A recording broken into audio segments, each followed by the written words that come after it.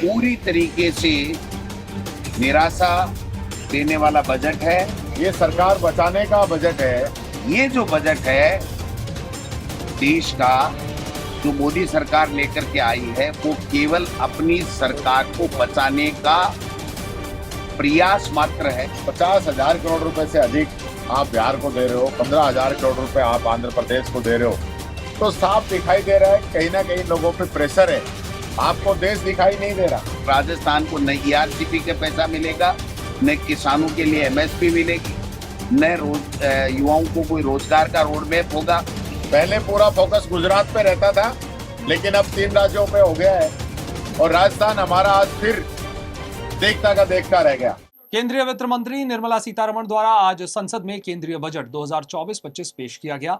आपको बता दें, इस पूरे बजट को लेकर PCC चीफ गोविंद सिंह डोटासरा और नेता प्रतिपक्ष टीकाराम जूली ने क्या कुछ अपनी प्रतिक्रिया दी है, इस बजट को लेकर क्या कुछ उन्होंने कहा है, आइए सुनते हैं। जो केंद्र का आज बजट आया है वो फिर बहुत बड़ी निराशा लेकर के आया है।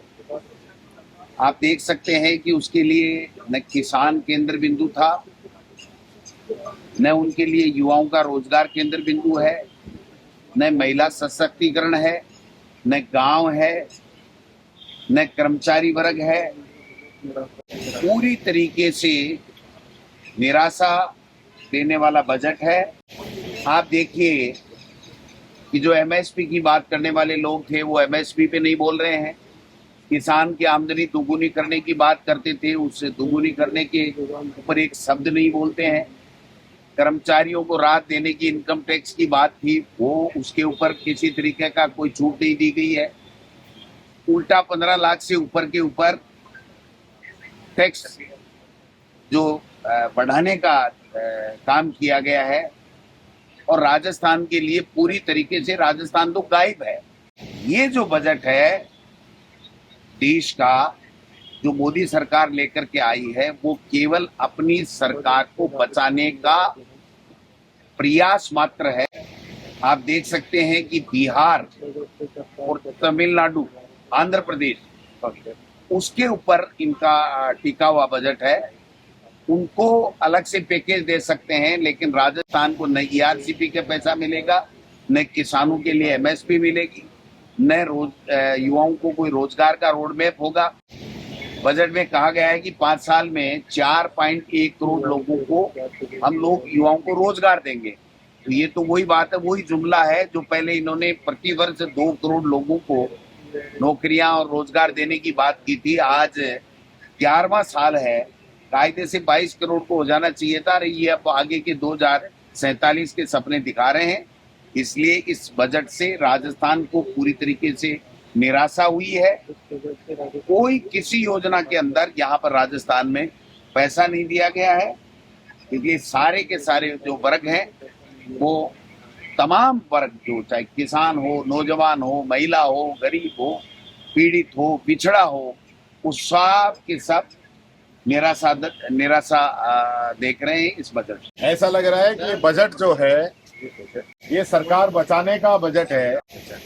जो हालत इन लोगों की केंद्र के अंदर बन रही है, आज 50,000 करोड़ रुपए से अधिक आप बिहार को दे रहे हो, 15,000 करोड़ रुपए आप आंध्र प्रदेश को दे रहे हो, तो साफ दिखाई दे रहा है कहीं ना कहीं लोगों पे प्रेशर है। आपको देश दिखाई नहीं दे रहा। पहले पूरा फोकस गुजरात पे रहता था, लेकिन अब 3 राज्यों पे हो गया है और राजस्थान हमारा आज फिर देखता का देखता रह गया। 25 के 25 सांसद 2 बार यहाँ से राजस्थान ने लोगों को दिए और अब की बार भी 14 सांसद राजस्थान से जीत के गए।